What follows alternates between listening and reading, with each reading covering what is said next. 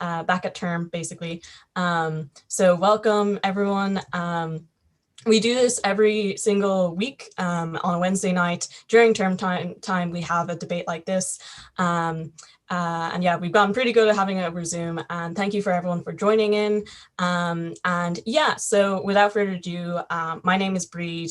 Sorry, this bit is always weird because I'm waiting for people to join, so I don't want to go straight into the introduction. But welcome. I think there's a bunch of people here now, so I'll just go straight ahead. Hi, so this evening's debate is This House Would Delete It, Your Social Media. Super duper excellent debate. Very excited for it, as you can see.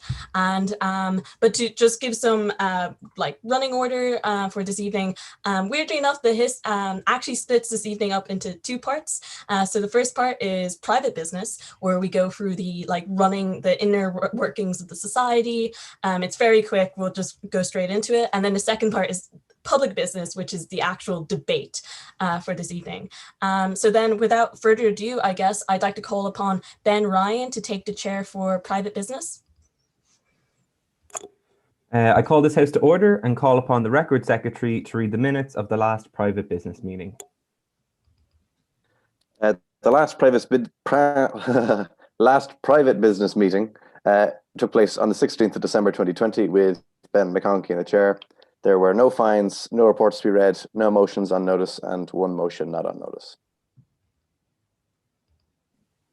Are there any objections to me signing these minutes as a true and accurate reflection of the last private business meeting? I don't think so. So with that, I shall duly sign. And I cede the floor back to the auditor. Excellent. Okay, so now I'm going to ask like a bunch of questions, and they're going to seem silly, but we basically do this as a traditional thing. We're an old society, so this is basically a part of our customs. So firstly, Madam Treasurer, are there any fines? As per usual, there are no fines. Excellent. Now on to Madam Librarian. The time for questions is now open. Okay, cool. So this is basically an opportunity for anyone in the audience to ask a question to us. Feel free to use the Q&A function. Questions can include how our day is going, or how our exams went, or say, you know, what does the censor do? What other events are we holding this week, or anything like that? Feel free to ask. This is just a period of time where you can basically interact with the committee. Yeah. Or you could also ask into the chat if that also suits people.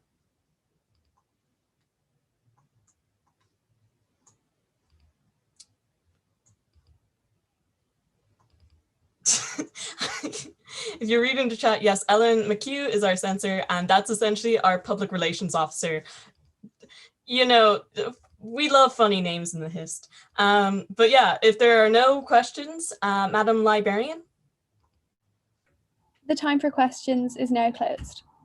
Excellent. Now on to Mr. Record Secretary. Are there any reports to be read? There are no reports to be read. Are there any motions on notice?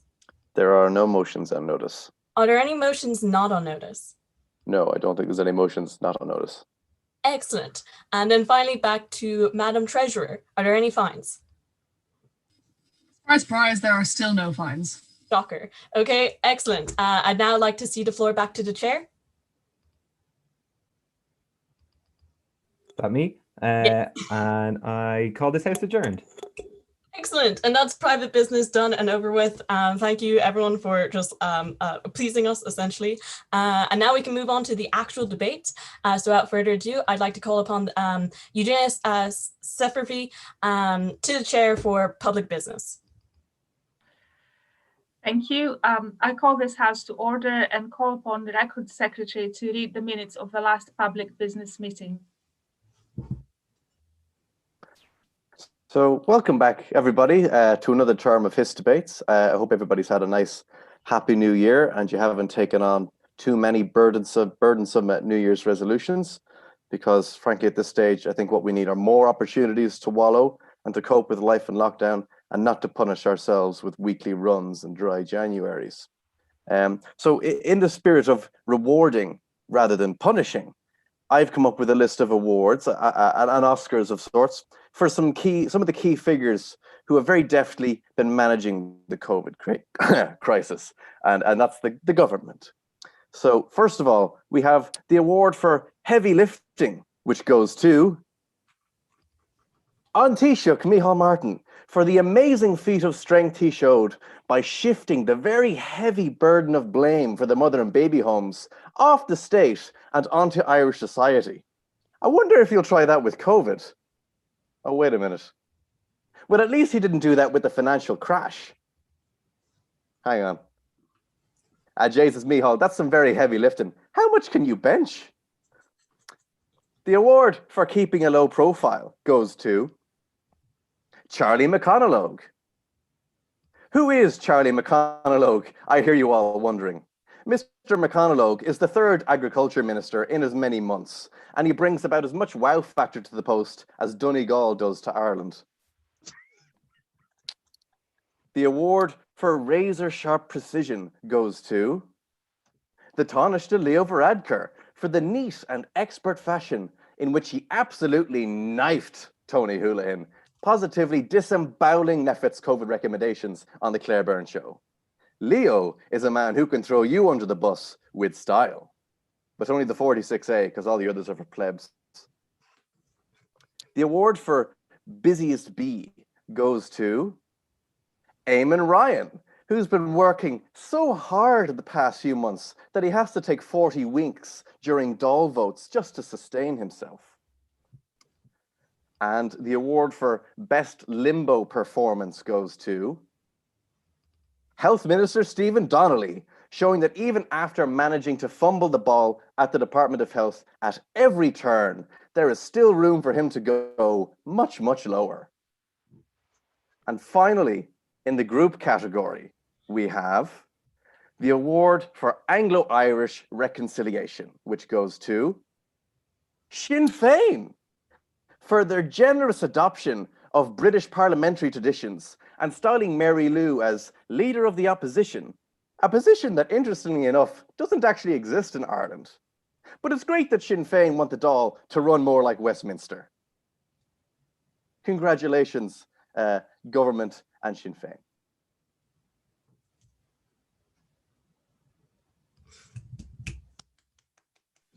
Okay, and are there any objections to my signing these minutes as a true and accurate account of the last public business meeting?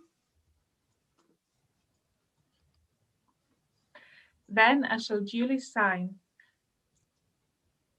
I should now like to call upon the auditor to introduce the invited guests to the House. Hi, I'm back again. This evening, we're delighted to have in the chair Professor Eugenia Ciapera. She is a professor and head of the School of Information and Communication Studies at UCD.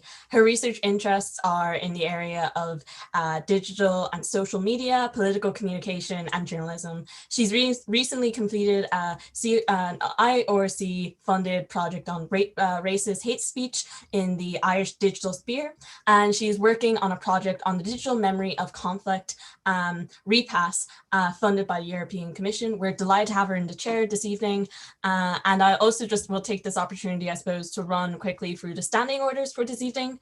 So speeches this evening will be 7 minutes in length, with the first and last time protected. What is it protected from? It's protected from points of information, or POIs. So POIs are basically an opportunity of the opposing side, but also the audience members to ask questions of the speaker. So if you want to offer a POI, the audience members can type into the chat POI with your question, or you can also type it into the QA function. Obviously, this is a debate. So at the end of the debate this evening, we will have a vote, and that vote will be, so we'll do a poll over Zoom. It's very handy. We can see like the percentage breakdowns of each side. So please stick around for that. Also, we do this at every debate, but we have order returns, which are essentially a way for you to rank the speakers and kind of grade them on how good their speaking was. This is all anonymous, and the reason we do it is that at the end of the year, we actually award the best speakers from chamber debates, and it's actually a monetary prize. So please do fill this out, because it's really important that we have like a good like kind of broad range of people's views on different speeches and different styles and everything like that. So I can post the form into the chat. Wait, there. And let me take this moment to say that please do fill out the order returns. We appreciate it a lot. It's important for speakers to I get feedback on how they did in some sense, and not that speakers have access to the order returns, but in general to reward people who spend time writing good speeches and to give them medals maybe. So please do. If you cannot tell, the order returns are Maggie's baby, and she spends hours looking at the form, and yeah. Oh, no, my spreadsheets. Your spreadsheets. Sorry, it's your spreadsheets. But yeah, that's the standing orders for this evening. So without further ado, I'd like to hand the floor back to the chair. Thank you. So the question before the House this evening is, this House would delete their social media. And I should now like to call upon Maggie Larson to propose the motion to the House. Thank you very much, ladies and gentlemen of the College Historical Society, ladies and gentlemen. This is really the truest form of, I think, a motion that we have had in the Hist this year, in that I proposed this motion because I wanted to speak for its proposition, and now here I am. This truly is just like the doll. So I have 4 main points to cover in this speech. The first being sort of the impact of social media on the fabric of your everyday life. The second being the sort of influencer culture that has arisen on many social media platforms. The third being Mark Zuckerberg has all of your personal data and he's not afraid to use it. And fourth being the impact, fittingly enough, that social media has on debate and discourse. I think there are so many reasons that social media is quite simply bad for our lives that I'm honestly shocked it was not easier to find more people to speak on proposition. But here we are. I'm sure the opposition is going to tell you about how important it is to stay in touch with their friends. And indeed, I do feel a bit weird telling people to delete their Facebook when that's the only way that I can see most of the people in this Zoom call, or indeed any of my college friends. And I do appreciate that, in a divided, socially distant world, social media can be a comforting kind of sense of connection. It can be a sort of a comforting thing to know that you can just reach out and through your phone, and there'll be someone on the other end of it waiting to talk to you, hopefully. But I think the impact it has on our lives is so much more harmful than it is beneficial in so many ways. And I will say, I think this debate takes place from an individual perspective. Perhaps if you have more willpower than I do, social media might be fine for you. But so to talk about how it impacts the fabric of our everyday lives, I think it's important to realize that social media is, it's not a service that we sort of pay for in which we're the customers, but it is a platform which is designed to keep us scrolling, keep us clicking on things, liking cat videos. That's an outdated reference. Now we're just clicking on, I don't know, Charli D'Amelio's TikTok dances or something. But it's, if you're not the customer, you are the product. And most of the features of social media are designed not to make our lives easier or better. There isn't a like button because it's just so important that we can show our friends how much we like their, pictures of the sunset. Although I do like May's pictures of the sunset very much. But the point of the like button is that it's a little crumb of social engagement. It's a little crumb of feeling validation, something that humans are predisposed to crave by nature of the fact that we are social creatures. But because of that very fact, because we are social creatures, social media will never be enough to fulfill that urge for real connection. It's this constant sort of scratching at an itch that only ever makes the wound worse. It's, you know, every time you sort of scroll further down your Instagram page, it's in the hopes that you're going to see something interesting or fun, or that's going to make you laugh or think about things. And so rarely does that happen, because a lot of the time it's just, you know, Maeve's pictures of the sunset. I'm sorry, Maeve. But it's like pulling a little slot machine where, you know, what you're looking for each time is this hit of dopamine, or you know, when you post something and you constantly check back to see if anyone's liked it yet.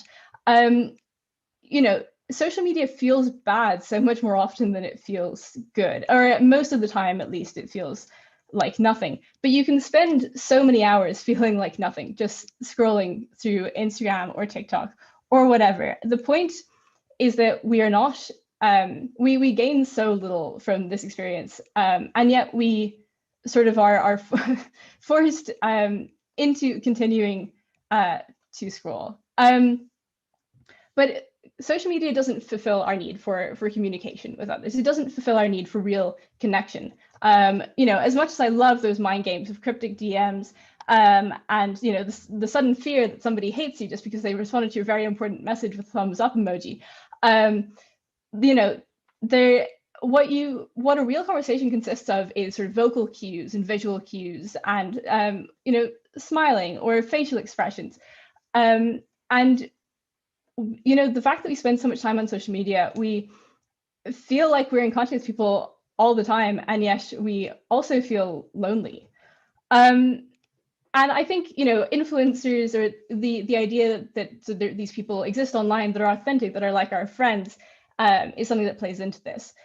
I think, you know, who among us has not formed a weird parasocial relationship with say a video essayist, or you know, someone on Instagram who has really nice, good taste in home decor. Look, I know I have, but you know, at the end of the day, the culture of influencer, or you know, an environment that creates influencers, that creates these this, where, you know, you get paid to present this veneer of relatability and accessibility, and the fact that you know, what social media rewards influencers for doing in many ways is letting us feel like we're inside their lives, like we're close to them, is first of all bad for us, second of all bad for them. It's bad for your mental health to be in that position. And frankly, influencers are not that interesting. I don't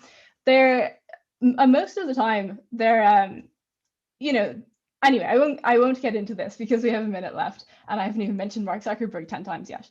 But I think, so again, because social media is so designed around these sort of quick likes or dislikes, and because social media is designed to keep us scrolling, keep us clicking on things for longer, the algorithm consistently shows us more and more extreme versions of the things we already believe in, or things that we have clicked on in the past. And the algorithms create echo chambers, fundamentally. I'm realizing now I don't have enough time to give this entire speech. So what I might do is exercise my right to reply, which I can because it's in the laws, and speak again at the end of this debate. And I actually do intend to do that. But anyway, sorry, Breed. I just think delete your social media. Thank you. Woo!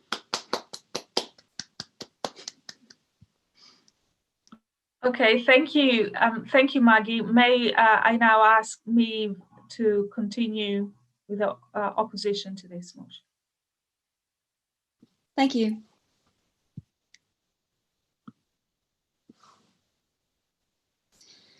If I was asked to describe the modern pop music industry using 3 words, I would say innovative, diverse, and social. Stay with me. The pop music industry has always been social, has always produced artists that relate to fashionable society and thus get elevated to a celebrity status. Pop means popular, liked by a large majority. Therefore, this music is universal, personable, and palatable. This does not mean that pop music isn't innovative. Modern pop has fragmented into so many subgenres that the taste of listeners across the world can be deeply contrasting. Yet it remains that the most obscure, controversial pop artists are more commercially successful than the majority of artists in other genres. Pop music aims to comfort, to resonate, to emotionally impact, physically stimulate, aesthetically satisfy, and above all, relate to listeners, to be relevant. This, again, does not mean pop music is not innovative. Just because people like things does not mean they are bad, Twilight haters. But it has, in the past, meant that pop artists were not a diverse group of people. If the aim is to resonate with a large majority of people, white will always prosper. Or at least it did, until the invention of social media. Yes, this is another debate which I'm slanting to fit my own personal passions. This particular debate has lent itself to my interest in the music industry and provoked a question in my head when I was pondering what to say at this debate. If social media did not exist, what would the music industry look like? I'm aware that this debate proposes deleting one's own social media, so I guess I'm looking at this motion as an aspiring artist. Should I delete my social media and try to make it the old-fashioned way? Walk into a label, hand them a demo of me singing karaoke songs and eagerly wait for a call that just isn't coming. According to the audio interview released with the deluxe version of Taylor Swift's second album, Fearless, that's what she did in Nashville. She noted that things only changed for her when she could walk into a room and play a song she had written herself. That's when she became a teenage star, because that's when she got signed.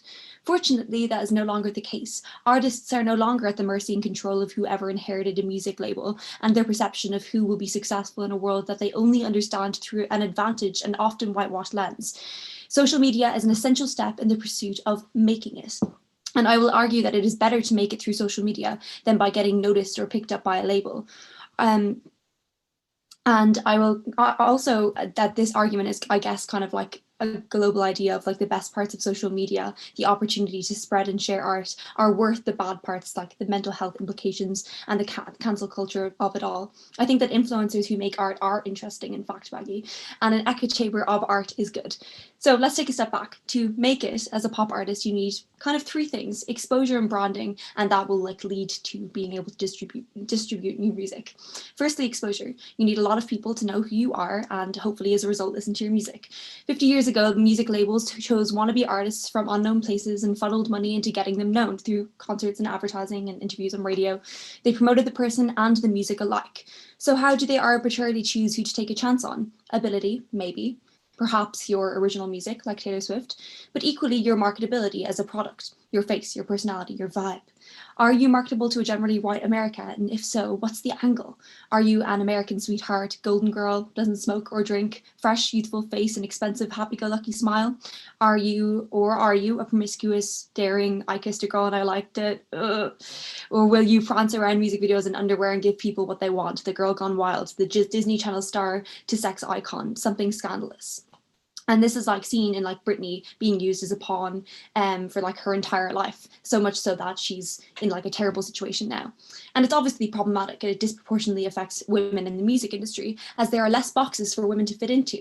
It was relatively easy journey from boy band heartthrob and to respected musician for Harry Styles, but it is not quite so simple for his female counterparts who are deemed to be having mental breakdowns for growing up and out of their cultivated PG image. So this obviously still happens today, but how has social media changed the game?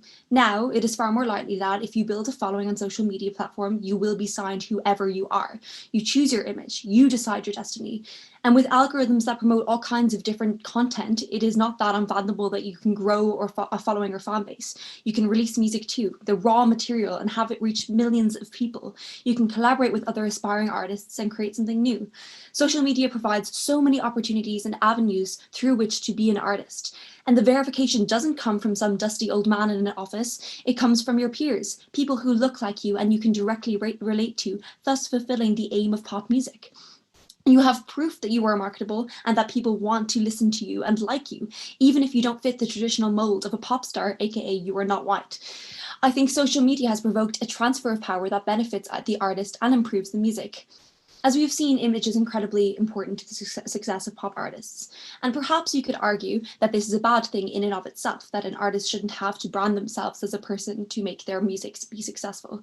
The incredible women that I interviewed as part of the Irish Women in Music panel during Freshers Week expressed discomfort that to work in the industry, their face mattered, and they felt they had to live up to an ideal standard of beauty to be seen by managers and also fans. Can you become a pop artist if you're not conventionally attractive? And certainly social media perpetuates unhealthy standards of beauty. It's practically in Instagram's business model at this point. But I think the modern day brand of a musician is far more than just their face, while that unfortunately seems to be an essential to the creation of popular artists. I think a brand can be a message, a theme, something catchy, but more importantly resonant that you can hinge your music career on and promote yourself with. Maybe body positivity or mental health awareness, but not even something that broad. Maybe your music paints a nuanced portrait of the inherently melancholic human condition. Maybe you wear large Victorian dresses and your Instagram dips into shades of blue and you play sad sounding open tuned guitar and you write about the desolate landscapes of Donegal. That's a brand and it's personal. When I listen to lyrics that detail a unique experience, I feel closer to the music. And branding is so important to pop music. Pop artists slip into the role of celebrity because we cannot help but fetishize them. We yearn to know more about their life because we're hooked by their music. In an increasingly hyper-political world, we turn to our icons to divulge their opinion. It is no longer okay to be passively disengaged from the world in the modern music industry. A brand is a message, and these root in you, the artist, who you are and what you believe. It's not only good for your music to develop thoughts and share them, it is a responsibility when you become famous. And when Frank Sinatra sang 1,000 songs about who he loved, even though he didn't write his songs, no one cared because the industry has moved towards caring about what people think and who they are and their personality in their life. And social media provides a medium through which to satiate us. Maybe you don't think that's a good thing, but if we agree that the industry is becoming more diverse, then I certainly want to hear the unique perspectives that pepper our charts, don't you? Don't you think idolizing Lizzo changes how we view BIPOC members of our communities who have for so long been demonized? In conclusion, social media is the game changer, and it can and often is a force for good. It takes something like a brand, which has in the past been corrupt, and gives an opportunity for it to be used for good. The doors are flung wide open, and it is incredible to see who might come through. In light of this, I urge you not to delete your social media if you plan to enter the world of art. Thank you.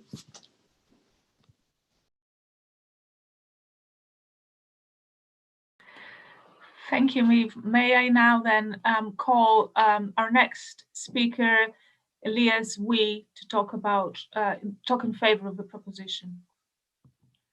Hello, can everyone hear me? Okay, great. In this evening's debate, I speak on behalf of the proposition, but I must confess that, like Maggie, I do feel uncomfortable telling this house what to do with their social media. Who am I? Who am I to stop you from, I don't know, casually sliding into someone's DMs? How else are you going to know whether during a Zoom lecture, your crush was staring longingly back at you and not someone else? You may tell me that desperate times call for desperate measures. So I'm not going to tell you directly to delete your social media. And I think Maggie has done an incredible job of expounding on some of the harms and concerns that arise out of it. She mentioned extremism, echo chambers of bias. And I do think Maeve brought us some very interesting points about musicians and artists who really make it on social media. And I do enjoy the content that they produce. But I think it comes down to these questions. Who am I? And is this what I want my life to look like? Do you imagine yourself with a neuron link plugged into your brain, delivering dopamine hit after hit at artificially frequent levels, each heart, like, or retweet, and that teeny tiny number on which our hopes crest and fall? What's wrong with it, you might say? Well, think of it like this. When you receive a Valentine's Day card or rose, you probably feel really good. But on some years, despite what you had hoped for or were led to believe, nothing. You received nothing. Take these variable rewards, but compress that yearly time span into a matter of minutes or seconds or hours of uncertainty peppered throughout your day, rush and withdrawal, shortage and surge of dopamine. And of course, we compare. With each like that a celebrity or influencer receives, our evaluations of ourselves worsen in direct proportion. I repeat, direct proportion. So naturally, we curate for perfection. We perform all the time, outrageous, hilarious, or just cute.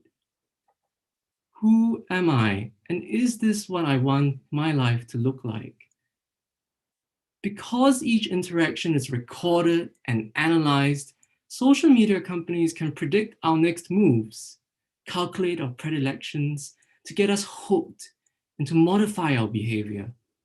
Because the key goal is to optimize for user engagement and hence to lock in our attention, they create endless feeds of surgically precise hyperstimulation.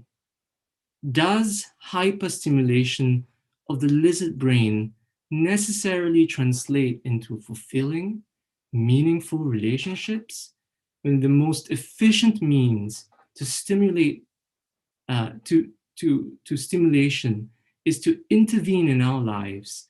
This drains and robs us of the most precious gifts we can give each other: our time, our presence, our attention.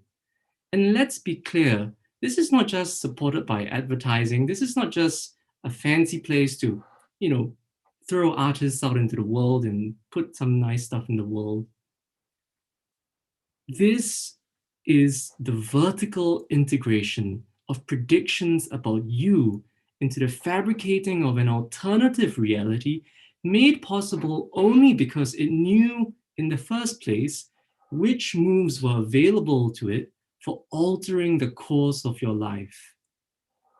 Tristan Harris gives this example from The Matrix. I'm not sure if you guys have watched the movie, where the protagonist goes to the Oracle for some advice, and the Oracle tells him, "Oh, don't worry about the vase." On hearing that, he turns around and he hits the vase and it breaks.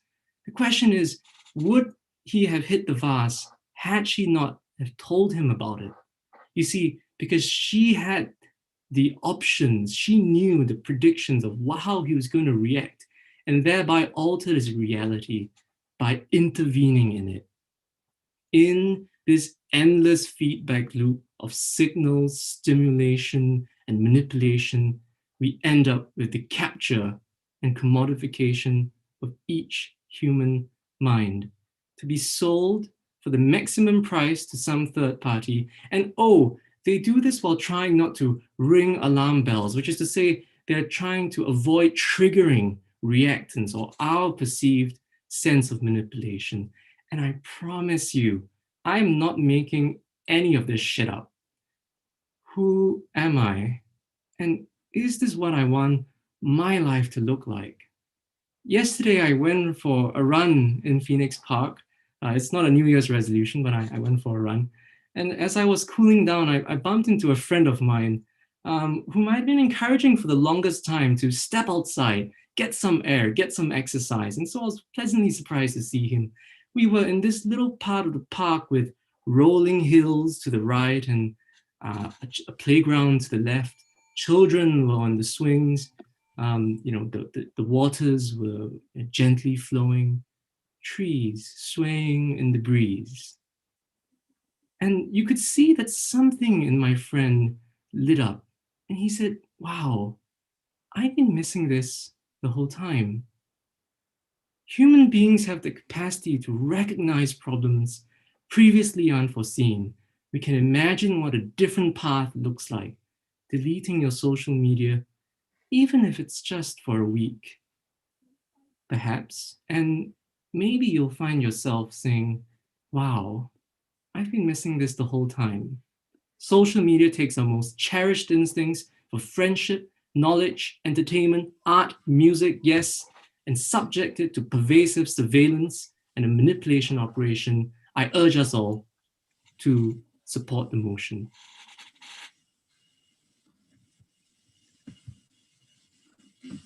Thank you very much, Elias. Let me see now, where are we?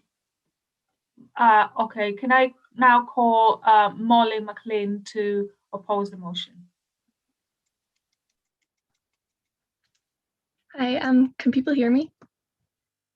Okay, cool.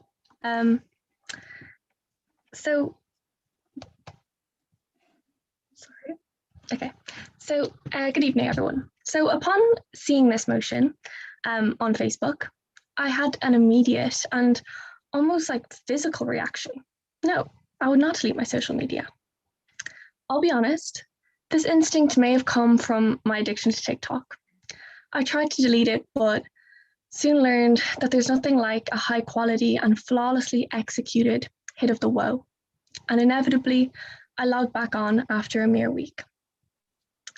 I also thought about the amount of entertainment I get from reading all the messages on the Trinder Instagram page.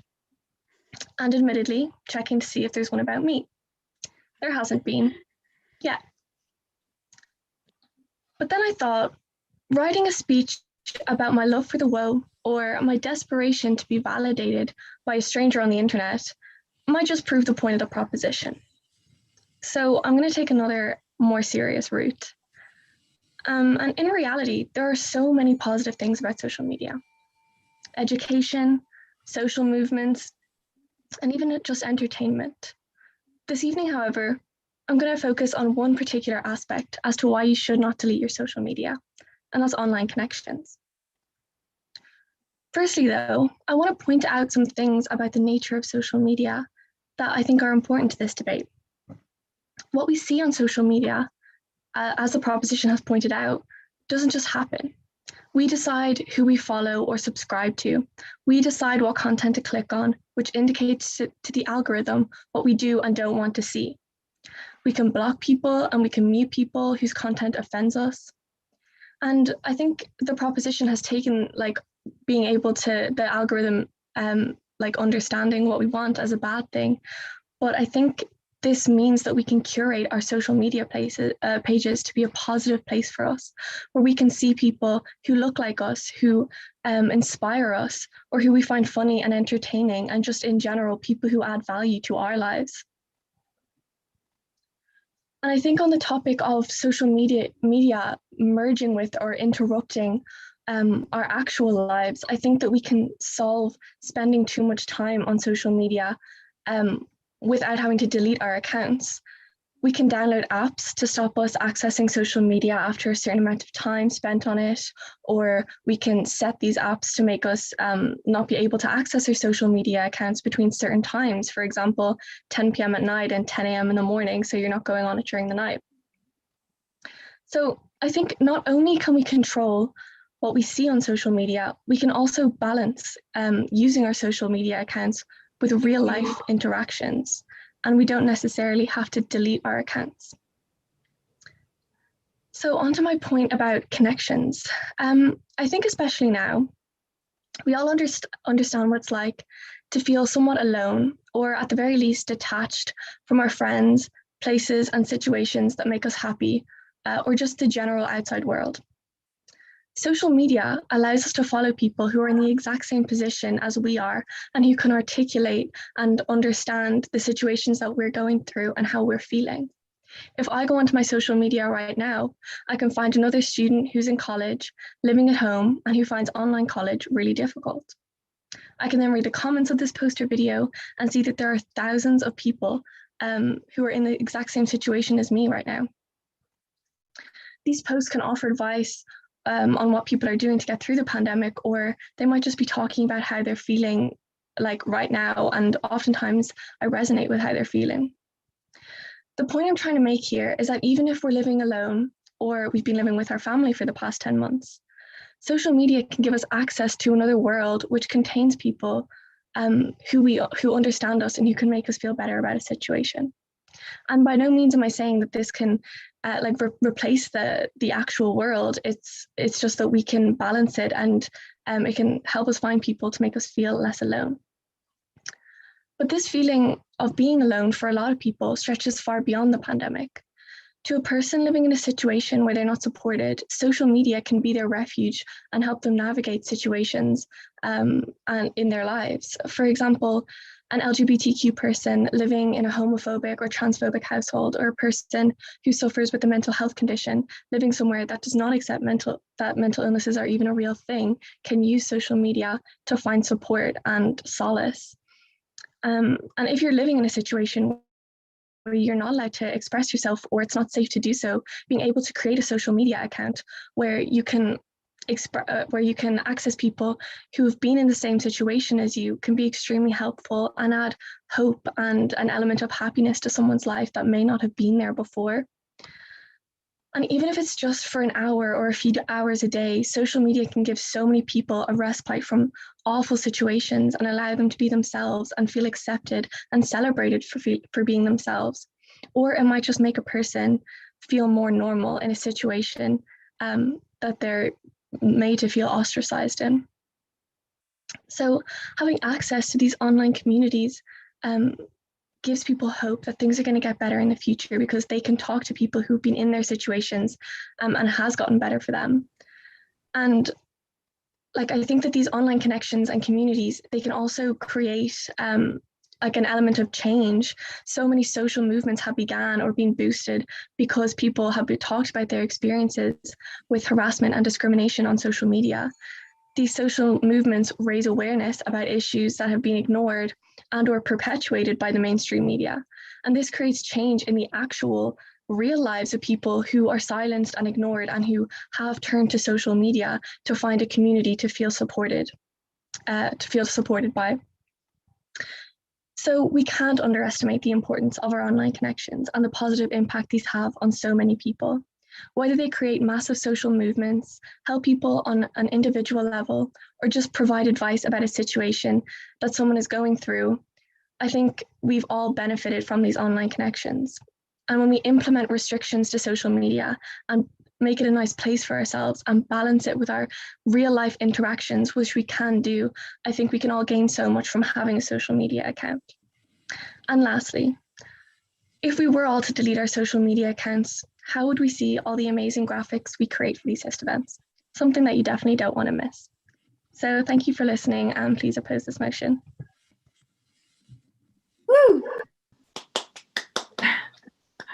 Thank you very much, Molly. I would like now to invite the next speaker, Alva Noonan, to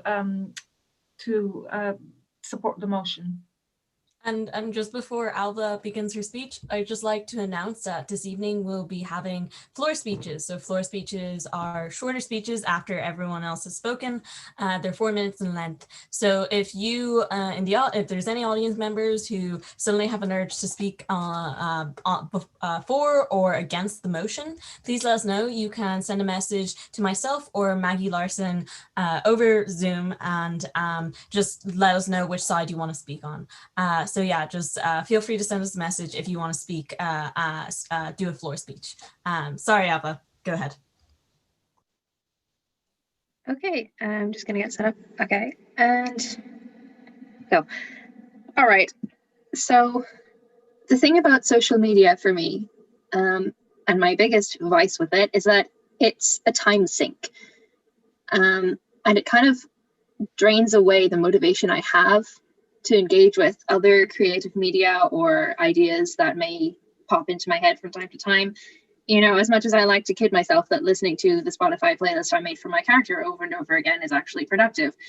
And so I think that my biggest reason for deleting social media would be the fact that it can kind of allow me to engage more with the ideas that come into my head, because I often find that after reading a novel or poetry or any other, whatever other form of fiction that comes to mind, I have ideas about what to do. I have thoughts about how I can take that from my own writing. But the thing is that it's not overwhelming because there isn't so much to process. And so if I read a novel and I reflect on, say, you know, how that novel has retold a fairy tale, or how I might interpret, the discourse within the novel, I can go and write a reflection on that in a journal, or I can take the poetic form that I have encountered, and put it in a notebook. And it's true that you can do that on social media. I certainly don't deny that much. But the difference seems to lie in choice paralysis and the sheer amount of creative thing that there is to engage with online. You've got infinite images, you've got infinite videos, you've got infinite playlists, Pinterest boards, reference photos to do whatever you want with. But the problem is that there's too much and it's overwhelming to process. And so when I want to engage with something creatively and I decide to go and say, pick a playlist for a character or make a Pinterest board or do something like that, I often find that there's just too much. I don't know where to begin because I don't know which of these projects is catching my attention more. And so if I were to shut out social media, to breathe for a second, to think about, and reflect upon what it is that I want to do, I would have more energy and motivation to engage with actually writing text. And I often find that I'm at my most productive when I just kind of haven't spent so much time on, binging YouTube videos or, watching The Owl House on Disney Plus, things like that. And I can take inspiration from the pictures I've taken myself or from the random seagull that hops across the garden. Side note, anyone who's seen my Instagram knows I have a thing for seagulls. I love taking pictures of them. That's another reason to delete social media, is because I just keep posting seagull pictures.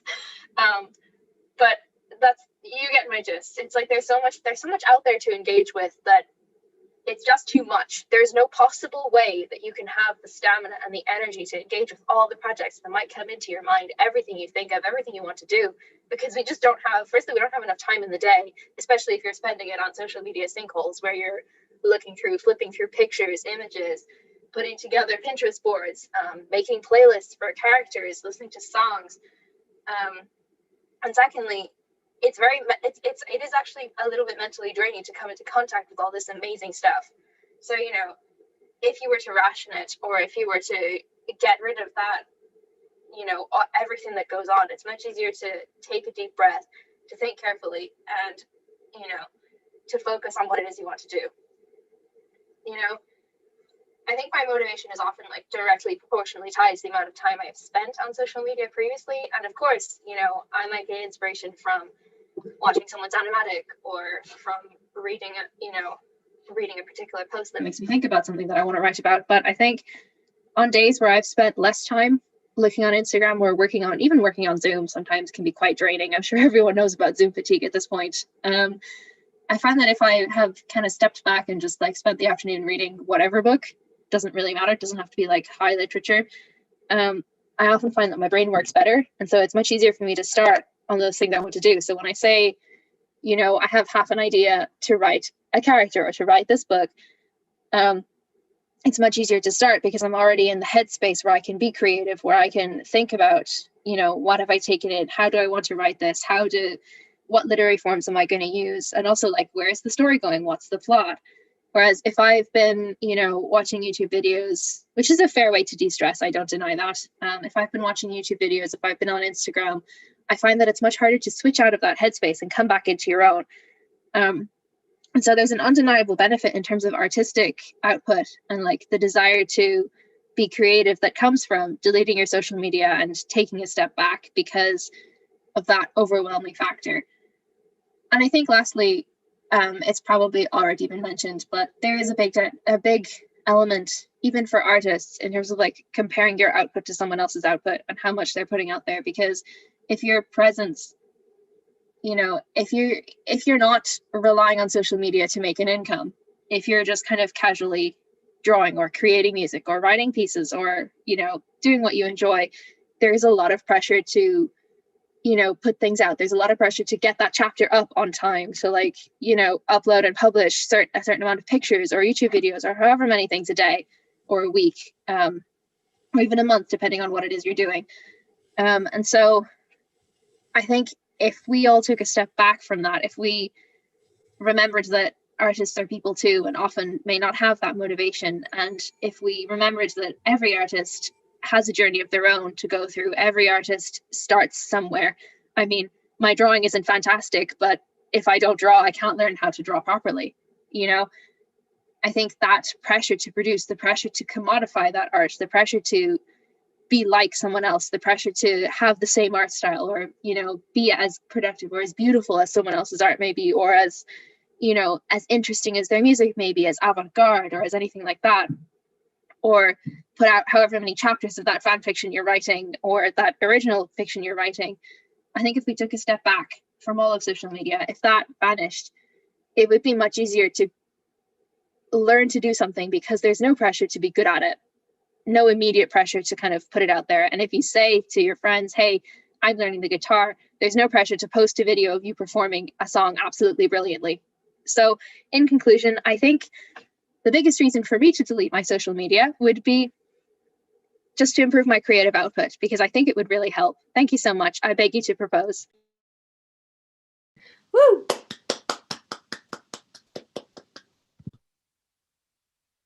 Thank you. So moving on now to the last speaker to oppose the proposition, Olivia Brady. Good evening, ladies and gentlemen of the College Historical Society, ladies and gentlemen. So I hope everyone managed to get through Christmas exams and perhaps even schools in one piece. I've spent a lot of my Christmas holidays researching social media for my dissertation. Not that that qualifies me much to talk about it, because I'm by no means an expert, but I have been sifting through a lot of the bad side of social media, and as I assume you can imagine, the bad side of social media can get pretty horrific. You know, think fascist Twitter, all the racist, xenophobic corners of Facebook. I really wouldn't recommend it, but even aside from the political parts of social media, this world can be incredibly toxic due to the fact that some people only ever publicize the good parts of their life, or even posture in a way that makes something look better than it is, potentially leading people to compare themselves to this and causing them to become, or, you know, causing or perhaps accentuating certain mental health symptoms. And I will grant that the aesthetic side of the likes of Instagram can promote a horde of problematic behaviors such as fast fashion, body image disorders, toxic masculinity, positivity, and so on. But in spite of that, deleting social media altogether, I think, is too simple a solution to the obvious problems, and largely ignores the good that can come out of social media for individuals with social media profiles. Just because certain bad things have come of it does not mean the entire instrument is bad as a whole. So to start with, social media has, to an extent, democratized industries such as entertainment, as Maeve mentioned. And of course, the products of these may not be to everyone's taste, but when have those things ever pleased absolutely everybody anyway? You know, musicians have been able to get noticed through social media and secure record deals, and have become quite successful as a result of that. A recent example that comes to mind is Conan Gray, who I believe started on YouTube and is now fairly well established in the music industry. And of course, social media platforms are saturated with people like Conan Gray, and not everyone deserving will be successful, but the minimized need for high-tech resources and contacts has meant anyone with a phone pretty much can essentially have a go for themselves and put themselves out there. However, if we're going to talk about individuals and why we should not delete our social media profiles, I think that relates to the toxic environment, and I think it's important to talk about. Especially during the years whenever I was in school, the body positivity movement hadn't really picked up at all. There was a horrendous trend that affected a lot of girls and undoubtedly boys too, on how they saw themselves physically. I will not mention what it is specifically in case it upsets anyone, but like all beauty standards, it imposed a highly unrealistic standard on mainly girls and how their bodies should look. This trend was around 2013 or so, and was especially sinister because not only was it unattainable naturally for many people, but it was also unattainable through surgery. Thankfully, that has changed somewhat, and there are now a lot more positive messages being spread around on the subject of body image. But even with the toxicity still present on social media, I would urge people not to delete their accounts because of it. If you continuously come across things that you don't like, I think a better way is for us all to change our habits on social media in order to change the culture surrounding it in the long run. You know, I think if we encourage people to be more honest on social media, especially on areas of physical appearance, these platforms could be a beneficial tool to reversing the major influence of societal beauty standards on young people, but especially children who are now beginning to grow up on this kind of environment. And I understand this may be, this may seem like a long shot, and certain people may take a bit more persuading. Posting a highly edited, posed, airbrushed, face-tuned photo may not be the best for an impressionable audience to see, especially if they imply that they achieve this appearance naturally. So I genuinely believe that the culture on social media is already beginning to change. The body positivity TikToks are something that I've never seen before in my life. And I know I'm only 21, I haven't really lived much, but throughout my childhood and teenage years, as I assume everyone else here knows, there was a lot of conditioning and pressure, especially on girls, to look a certain way, whether it was subtle lines of dialogue in a TV show or film.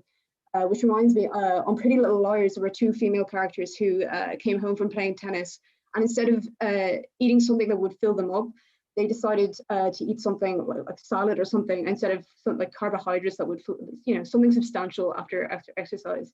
And this wasn't, this was for fear of gaining weight, and this wasn't the big eating disorder. This was just simple comments made casually external to the main plot. And I think that's incredibly damaging to people. But these TikToks that I referred to show mainly women, but also non-binary people and men of various shapes and sizes wearing things like swimming costumes, summer dresses, airy tops that expose their stomachs. And beforehand, when I was in school, it was looked down upon and mocked if you were to wear these things and not be beach body ready for whatever that means. And actually, one of my friends at the time gave off about seeing larger girls wearing crop tops because, in her words, you have to be toned to wear that. But thanks to social media, that absurdity of the past is starting to break, and there is still a way we have to go. But I believe anyone here and elsewhere can benefit from this. And if we all collectively decide to delete our social media profiles, I can't help but feeling that it would be a huge missed opportunity for continued progress in this department. Because what other platform can connect us so intimately? Like, this progress is vital for future generations to be comfortable with themselves. And I can only imagine what kind of benefit it would have been to me, and I'm sure many of you of whatever gender, if this had come when we were all 13 or 14 or perhaps even younger. So I know social media can get very overwhelming at times, and it's still important to take breaks from it. I'm not saying that we have to live in our head with our heads constantly in our phones, but deleting it altogether, I think, could lead to you missing out on some incredible movements like body positivity that have an enormous social media presence. So with that being said, I beg you to oppose the motion, and thank you all very much for listening. Good luck for the upcoming term as well. Woo.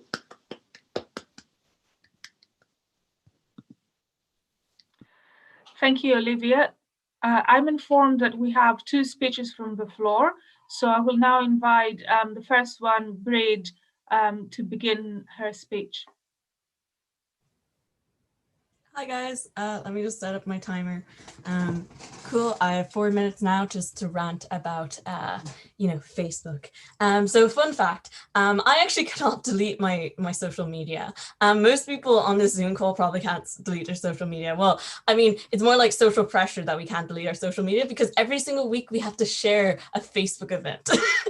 This is really annoying, and as soon as I'm done with the society, countdown 3 months, I am deleting my social media. But actually, wait, no, I can't, because I also work as a digital marketeer, and apparently that means that I spend most of my day looking at a Facebook console trying to work out how to target this app specifically to you and make sure that we get the cost per install as low as possible. And that means I'm targeting, coffee drinkers or people aged between 16 and 18 or anything like that, and trying to make sure that the ads are the right color and the right description, whatever. I am in fact Mark Zuckerberg. Yes, what a title. But no, I really hate my life at the moment because of the fact that I have to use this object of absolute frustration in the way of it's actually kind of like the interfaces aren't that great. It makes me check it constantly and it doesn't really give me peace of mind, and I cannot delete it because of the fact that literally if I do, like, my career is fucked or my social life is fucked or whatever. And I kind of feel like when you're in that sort of relationship, well, that just feels like a toxic relationship. And if my friend was in a relationship like that, I feel like I would tell them to break up. And unfortunately, I can't really do that at the moment. Maybe in a couple of months when I eventually leave my job, leave marketing behind, when I eventually leave the Hist behind, I can finally delete it. But at this moment in time, I can't really. And I can tell you one of the benefits I'll get when I do eventually break up with social media. And one of them is going to be productivity. So I cannot tell you how much I waste time on social media. Today in particular, I've literally been refreshing Facebook almost constantly. Also, I usually spend like a stupid amount of time on TikTok. Like I'm too old for TikTok, let's be real, but I still do it.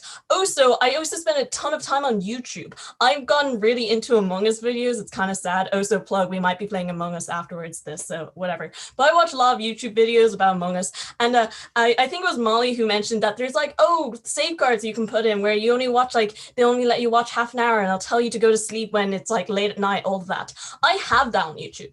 I still was up until 1 o'clock last night watching Toast completely destroy Valkyrie in fucking Among Us. If you guys watch, if you're into that, cool. I'm also into that. Anyway, this kind of goes into, so I'm just going to be saying, in terms of productivity, I feel like me personally would greatly improve from just not having this, because if I go cold turkey, if I have literally no way of like just pressing the snooze button and watching it, then I definitely won't watch it. Like if it's not on my phone, then I won't watch it. And so that's why I think you have to just delete it. You can't have an account. Cool, 1 minute left. I'll go on to memes. So, I hope everyone knows by now, I'm a massive fan of memes. I really enjoy memes. And in fairness, social media has brought about like a golden age for memes and that sort of content. However, I feel like far too often that's taken out of context. Just last night, I tried to make a whole meme in a group chat, and to add off the meme, I basically had to leave the group chat, if that makes sense. And I left the group chat, and the people in the group chat didn't get my meme. Like they were like honestly like upset with me, and they thought I was annoyed at them when I was just trying to be funny. This happens on social media all the goddamn time. I've not seen those friends in about 9 months, so of course they take it out of context and think I was really pissed off at them. But no, the meme was just me. I just got an idea and I wanted to be funny, but they took it the wrong way. And then I spent this morning super nervous and having to chat to them, basically being like, no, I'm not actually that upset with you, and please re-add me to the group chat and everything like that. And that just happens on social media like all the time, and my social anxiety cannot whatsoever deal with it. So that is why me personally will delete social media as soon as Dobby is free. Thank you, and please propose this motion.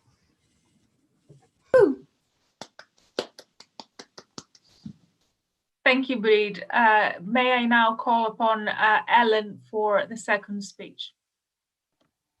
Hello, everyone. I'm going to set up my timer. Okay, so I would respond to what has been said in this debate, but I wasn't really listening because I was scrolling through Instagram. I want to talk about echo chambers and advertising and stuff, because I think that a lot of these may not be working. Because the other day, in spite of the fact that I am single, living at home in a global pandemic, Snapchat decided that they wanted to send me an ad about pregnancy tests. I don't know what this was about, but I just think any arguments about like advertising and echo chambers should take into account that they don't often work, and a lot of the time they're really inaccurate. I also want to talk about like productivity and stuff like that, because we're living in a pandemic. Screw productivity. Take care of yourself.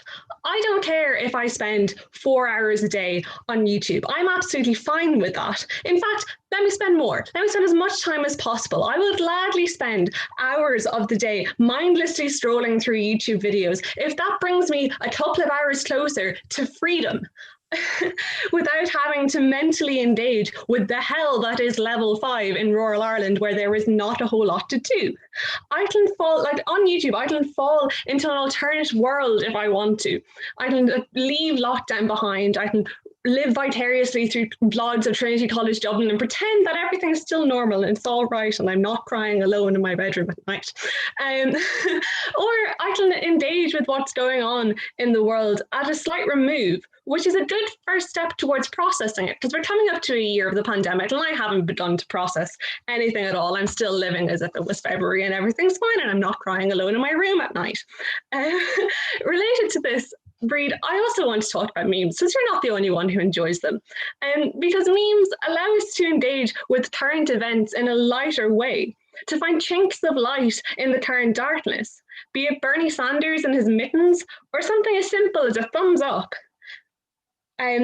Memes will help us find humor in the hardest and most difficult of times. And I think it is a way that brings people together to help to start processing things through humor, which is a really helpful first step towards actually engaging with issues.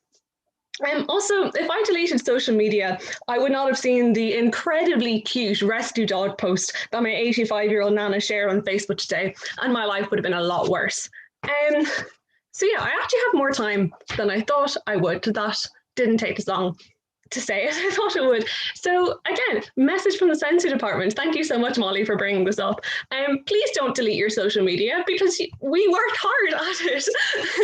Like every week we're there making our events, making sure that you know what's happening in society. And anyone in committee, don't you dare delete your social media, because you have to share those posts. Breed W is not free yet. You need to keep sharing those. So yeah, maybe I am the bad guy. Maybe, like Elliot says, I want to capture all of your minds. But yeah, I want to encourage all of you to come to our events, because they're really great. I have another 50 seconds left. Is there anything else I wanted to say? No, not really. Mainly, processing, that's fun through humor. Wasting time, also fun on YouTube. Yeah, vote off. Thanks very much.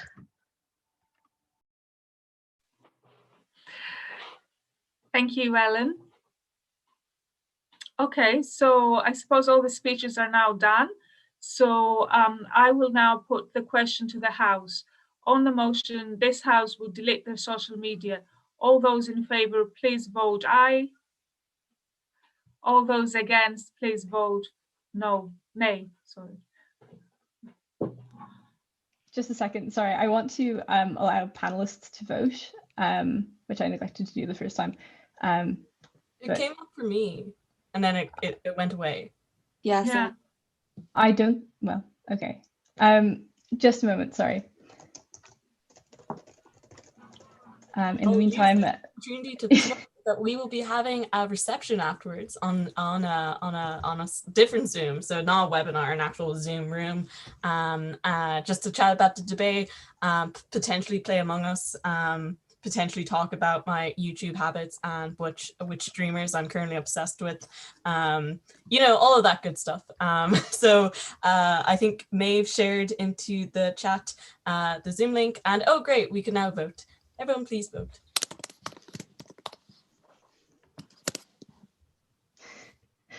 Maeve, you had 7 minutes for this.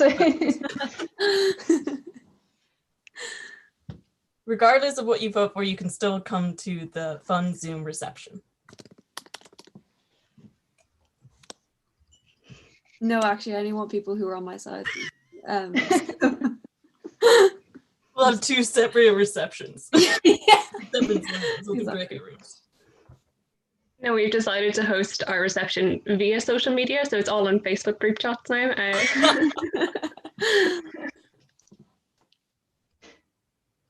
Oh.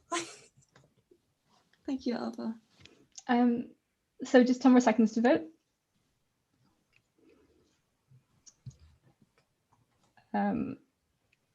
Okay.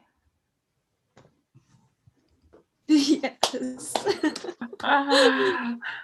Once again. 76% nay, 24% aye.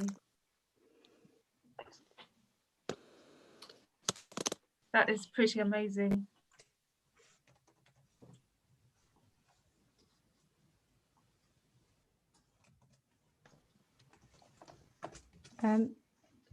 So the motion is defeated, and I think it's time for the chair's address at this point.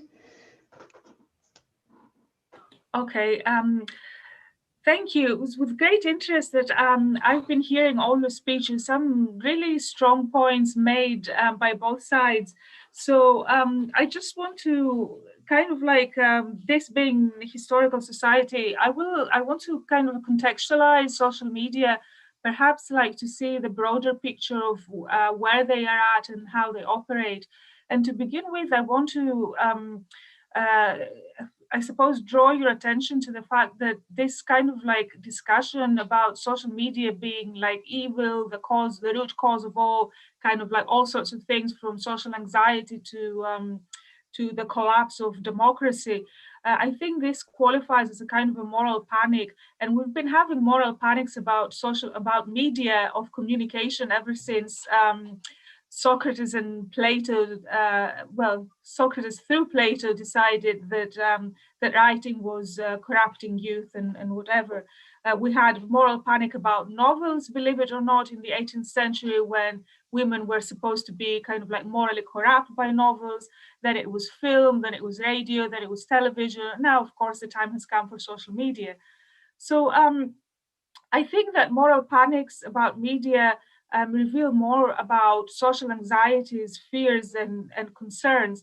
They're more about these than they are about the media themselves. So with this in mind, then we turn to the media and see what exactly are they, the social media and the media of different historical eras. As Marshall McLuhan has said, they're both the product of their society, but they also help shape this society, contribute to shaping these societies. So mass media, for example, were both a product of industrialization and industrial societies, but also then shaped them by amplifying their main characteristics. And I think that we see the same in social media.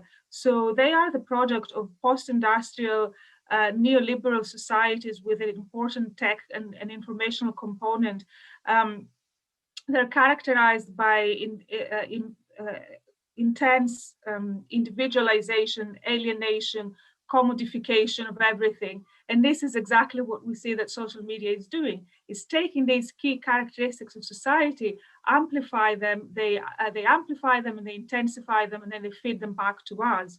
So this, we see therefore like the kind of like individualism and alienation of social media accounts. We have like a really dodgy business model that relies on extracting value from data, the commodification of social and private life.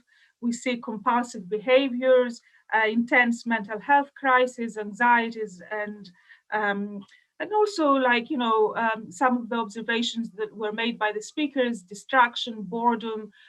Of course, these are characteristics of the kind of like alienated lives that we live, but they're fed back to us through social media. We also have intensified misogyny. We've seen the question of body positivity brought up by speakers. We have racism that I'm kind of surprised it wasn't particularly picked up upon, but it is like one of the biggest problems of social media today, and various other forms of social hate that I'm pretty sure you have come across. So these are not the product of social media, but they are definitely amplified and intensified by social media. So the question then for me would be, would deleting social media have an impact on any of these? And my answer is, I doubt it. I don't think it would. I don't think that by deleting social media we'll be rid of our boredom, rid of our alienation, rid of misogyny, and so forth. So I suppose like what we've heard today, while we've heard today very different views, I think they were all in agreement on the following point, that societies need a connection point, an area, a space where they can congregate together, that allows for them to kind of construct their identities, I suppose, to allow for bottom-up creativity, their ideas to emerge from kind of like, if you want, authentic popular culture, such as the one that is emerging in memes, and other such creative expressions. Also, people need to comment and discuss political issues. They need to, I suppose, vent and express everything that they have in a context that is social. So my proposition then would be to reimagine social media as media that fulfill these social need for community, for connectivity, for communication, for publicness, a kind of like a public sphere, I suppose, that allows for people to self-actualize in many ways. And I hope I don't sound like Mark Zuckerberg's PR or something, but I really believe that social media to a significant extent fulfill this. But the problem is that they are run by multinational corporations that don't have the interest of society in their heart, but the interest of their shareholders. So to accomplish then this vision of reimagined social media, my proposal would be to rethink the ownership of these platforms. So what if instead of a multinational corporation, we could as the public own them? So if this were the case, then questions of algorithmic ordering and visibility would not be determined by commercial interests, but by other factors that we have to decide upon. Questions of data extraction would not arise at all. Even questions of issues of addiction or compulsion would be irrelevant because the key objective would not be to keep people on the platform so as to extract more data. So, of course, the question is that it is impossible in the current context to nationalize or to make social media a public utility. It cannot take the place in a context that is even more neoliberal than 10 years ago. So it has to be part of a broader discussion about certain things that have to be protected by the market, certain things that have to be socialized in the sense of belonging to society rather than to private interests. So I suppose discussing social media then in this sense should be part of broader discussions about society and politics in which we have to all be part of. So I will stop here. These are my thoughts, and thank you all very much for your amazing contributions. It was very interesting for me to see all this.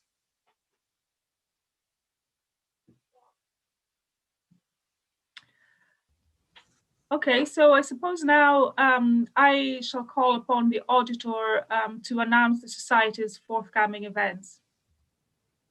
Excellent. Thank you so much for what was a really interesting chair speech. I really enjoyed it and also have lots to think about for after it.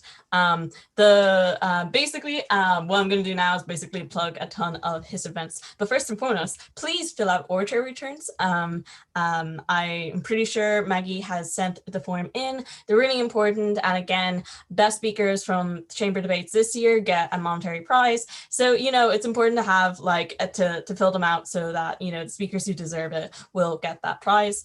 And also, we do this type of debating every single week, every Wednesday night. So next week's debate is This House Regrets Feminist Icons. And if you're interested in that motion, you can now sign up.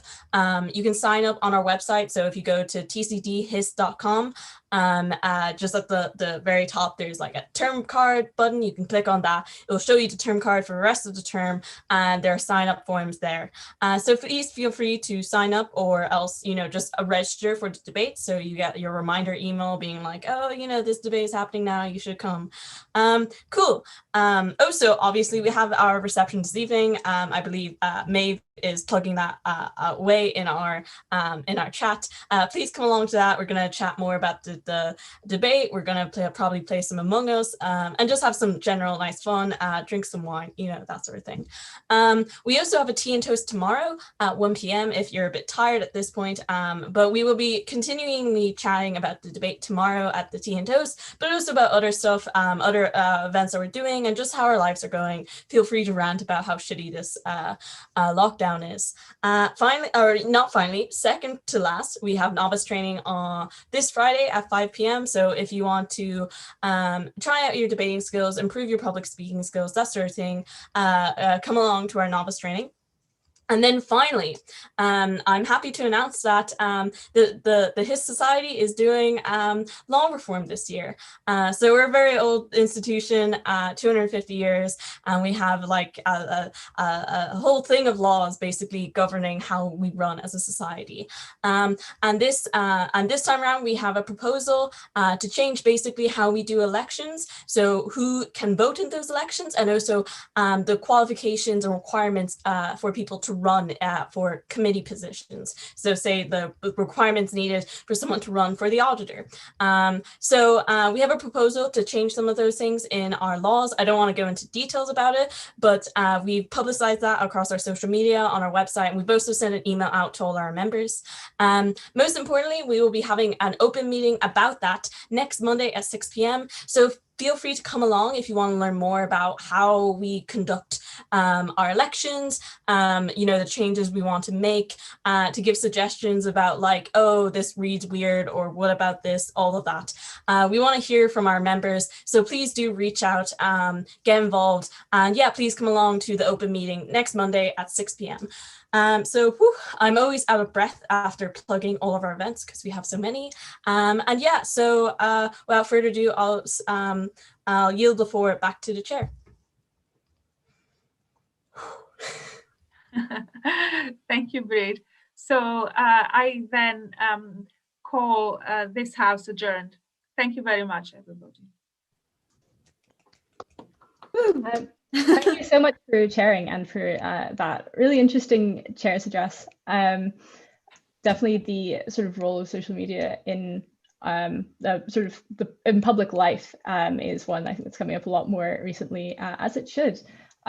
So maybe next year someone will set a debate about that, hopefully. But yeah, so anyone who's still around, I would really encourage you to follow the link to go join the reception. All the panelists, feel free. Fun fact, I have to leave in order to start the reception. Don't do that. Zoom. I can't be on two Zooms at once, but I'd like to just thank everyone again for coming, and also thank all the speakers for what was a really amazing debate. So happy to be doing it. This is like my fucking passion hobby thing, and thank you again to the chair this evening as well for what was a really interesting chair's address. And to be honest, I've it's slightly changed the way I think about things, so well done.